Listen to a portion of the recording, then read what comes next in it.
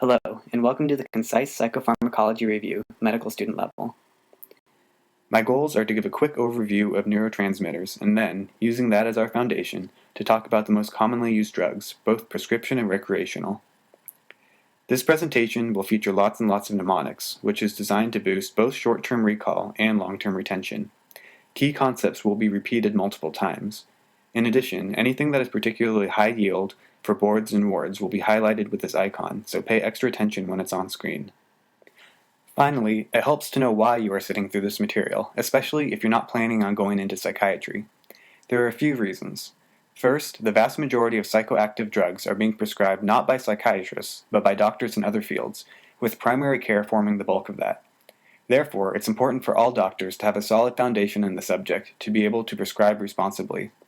Second, substance abuse has been and continues to be a major factor in society, and there is no field outside of pathology where you will not encounter patients using psychoactive substances. Finally, you can and will save lives through responsible use of these drugs, as well as by knowing when to refer to a high level of care. This graph illustrates that while the number of overdoses from illicit drugs has remained relatively constant, drug overdoses from prescriptions have skyrocketed in the past decade. This is iatrogenic, at least in part, and brings us back to the concept of responsible use. A quick warning before we proceed. To fully understand this presentation, you'll need to have studied the following topics: basic neurology, like action potentials, synapses, and the autonomic nervous system, as well as basic pharmacology concepts like agonist, antagonist, half-life, and so on. Let's begin our discussion of neurotransmitters. First, we'll cover some basic principles behind neurotransmitters. Then we'll discuss each of the major neurotransmitters one by one. In order to simplify the principles of neurotransmitters in psychopharmacology, I've come up with what I call the 3 rules of neurotransmission. These help us to tie together a lot of what you'll be learning. The first rule of neurotransmission is this: what goes up must come down. Basically, this rule deals with the concepts of intoxication and withdrawal. Each drug has its own particular effects, which we will study in some detail. But when somebody is withdrawing from that drug, the opposite effects will often be observed. This is because the brain strives for homeostasis and will act to counterbalance any observed excesses. I'll be using a graph like this during the presentation to illustrate this concept. This graph indicates a stimulant such as cocaine or amphetamines. This graph, on the other hand, shows a depressant such as a benzodiazepine. We'll return to this concept more later. The second rule of neurotransmission is, a neurotransmitter is not easily fooled. Anytime you give a drug to increase the amount of a neurotransmitter, the synapse will remove receptors for that neurotransmitter, effectively making itself less sensitive to that drug. This process is known as downregulation. Conversely, if you try to decrease the amount of a neurotransmitter present, the synapse will try to make itself more sensitive by recruiting more receptors to the cell surface, known as upregulation. These processes account for much of what is observed during drug tolerance and withdrawal. There are additional mechanisms involving G proteins and DNA regulation, but those are beyond the scope of this lecture for now. The third and final rule of neurotransmission is, with great power comes great responsibility. What I mean by this is that the efficacy of a treatment is often intrinsically linked to how powerful of an agent it is. Unfortunately, the most powerful drugs tend to have the most severe and dangerous side effects. Because of this, we can't always use the big guns right off the bat. It's best to always attempt to treat with the least powerful option that will still produce good results.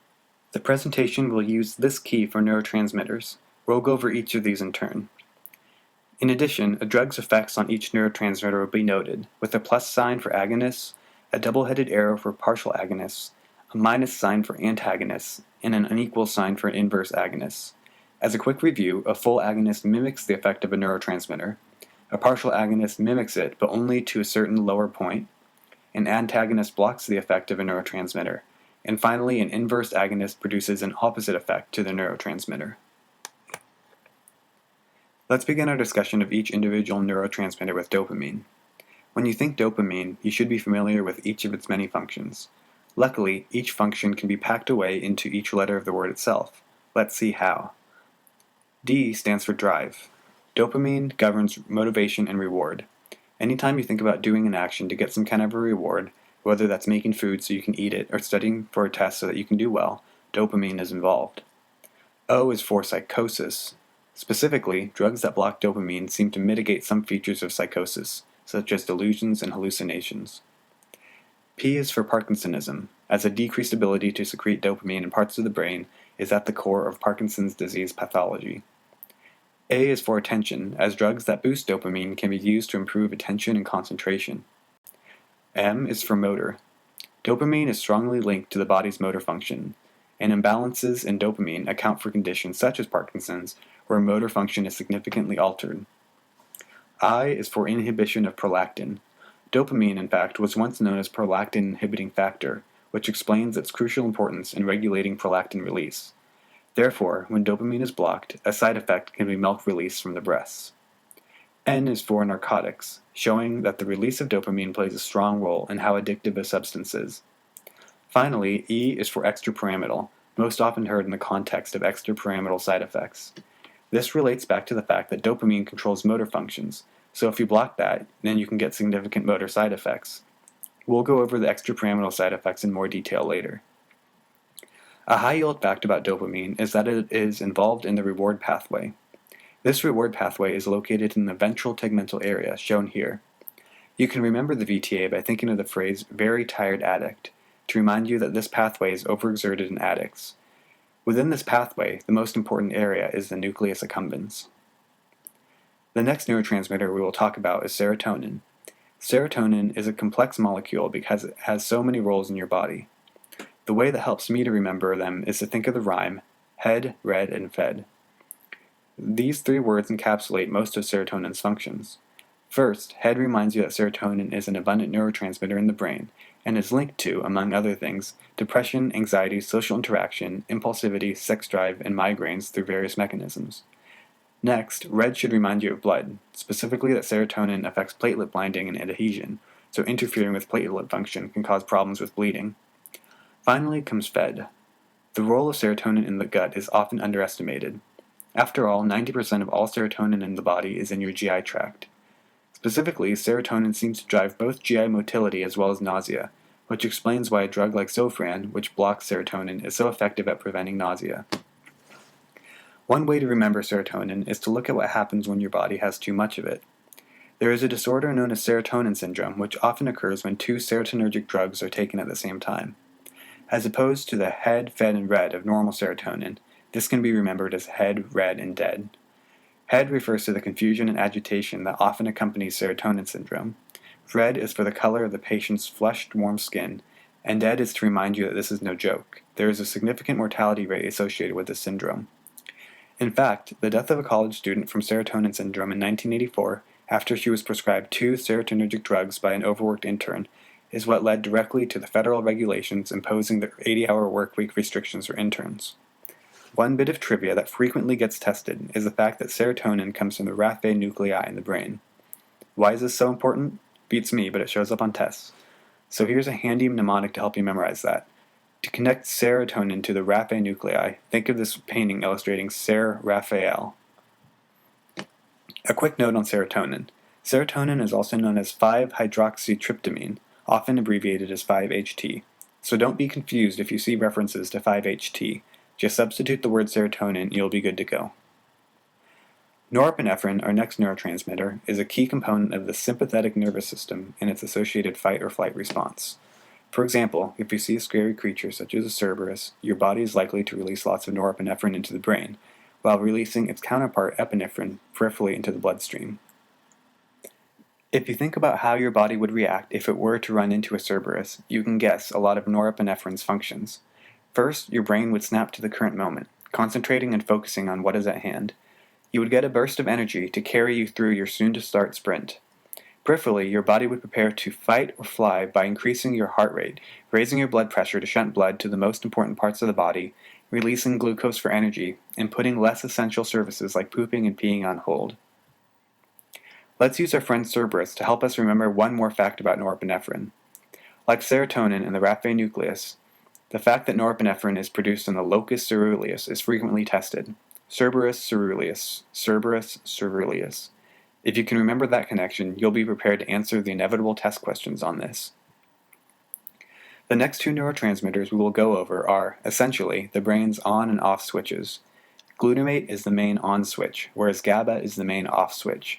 Everything else is mere modulation. Let's go over GABA first. When you hear GABA, I want you to think inhibitory.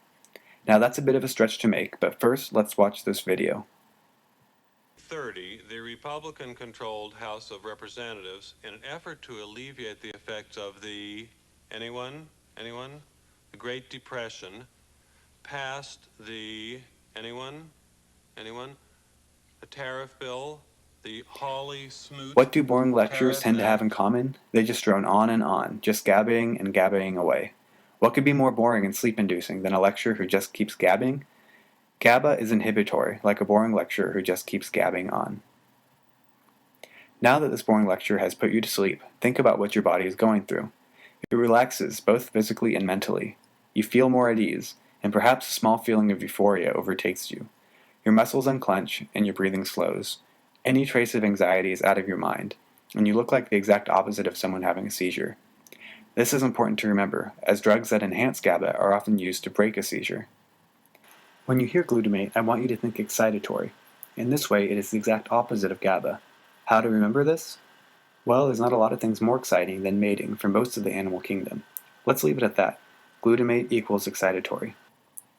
When most people hear histamine, they think of allergies, not neurotransmitters. However, once you first see the effect of putting a hyper dog to sleep using an antihistamine, you'll never forget that histamine is also a neurotransmitter. The upper brain, the cortex, depends upon a constant stream of histamine for activation, so once you cut off that supply, the cortex shuts down. We can remember the functions of histamine by thinking histamine.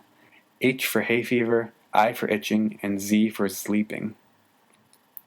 Conversely, when we give something that blocks histamine, we'll see itching and hives disappear, hay fever put at bay, and the patient will get some sleep. Something to note, first-generation antihistamines such as diphenhydramine or Benadryl work both peripherally and in the central nervous system, so they're used for sedation. Newer antihistamines such as loratadine or Claritin, however, only work peripherally, which is why they're advertised as non-drowsy. Acetylcholine, or ACH, is in a lot of ways the opposite of norepinephrine. Whereas norepi governs the sympathetic nervous system, ACH is largely responsible for regulating the parasympathetic nervous system.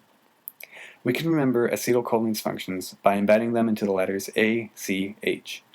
First, A is for autonomic. The parasympathetics regulate rest and digest functions by slowing the heart rate, focusing on digestion, and promoting sexual arousal. C is for contraction, reminding you that ACH is the neurotransmitter at the neuromuscular junction, so drugs that affect ACH peripherally are used against neuromuscular diseases like myasthenia gravis. Finally, H is for hippocampus, which you will recall is involved in memory. This is particularly important in geriatric psychiatry when dealing with dementia, as many drugs that boost ACH can help to combat the memory loss seen in Alzheimer's dementia. ACH, autonomic, contraction, hippocampus. The last neurotransmitter we'll focus on is actually a group of compounds that bind to the opioid receptors in the brain.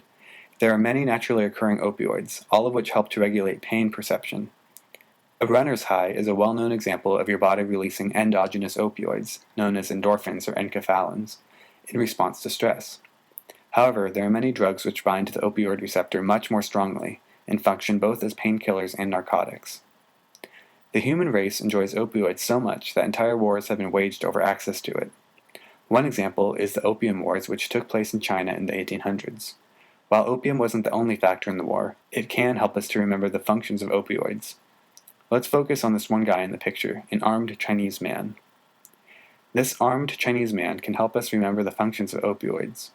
First, A is for analgesia, or pain relief, the most well-known function of opioids. R is for respiratory depression, or the slowing of breathing rate observed in higher doses of opioids.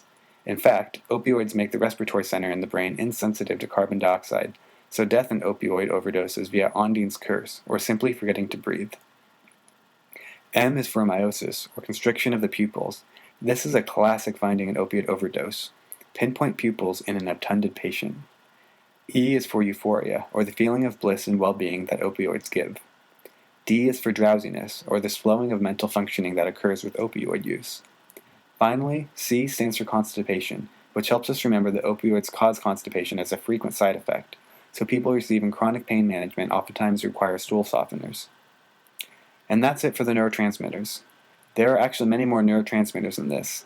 We don't understand the functions of most of these at this point, so we'll stick to the 8 most clinically significant ones discussed here. Because they are so foundational to the study of psychopharmacology, let's take a moment to review each of the neurotransmitters we've discussed and try to embed them into our mind one more time. For dopamine, we just have to remember the word itself. D for drive, O for psychosis, P for Parkinsonism, A for attention, M for motor, I for inhibition of prolactin, N for narcotics, and E for extrapyramidal. Serotonin, remember head, red, and fed. Head for its effects on depression, anxiety, and migraines, red for the interaction with platelets, and fed for GI tract motility and control of nausea. For NE, let's not forget our friend the Cerberus. The Cerberus reminds us of the fight or flight functions of the sympathetic nervous system, as well as the locus ceruleus, where norepinephrine comes from. When you think GABA, think what? Inhibitory, like that boring lecturer who just keeps GABA-ing on. When you think glutamate, think what? Excitatory, like mating is for most of the animal kingdom. Histamine is rememberable by the first 3 letters. H for hay fever, I for itching, and Z for sleeping. You can remember acetylcholine by its abbreviation ACH, A for autonomics, C for contraction, and H for hippocampus, which, if your own hippocampus is working right now, should remind you of memory. And finally, opioids should bring to mind the opium wars, and specifically the armed Chinese man. A for analgesia, R for respiratory depression, M for meiosis or pinpoint pupils, E for euphoria, D for drowsiness, and the C from Chinese for constipation. All done. I'd recommend taking a break about now, as research has shown that it's impossible to learn for more than about 25 minutes per hour anyway. Go outside, take a nap, grab a snack, and come back when you're feeling refreshed.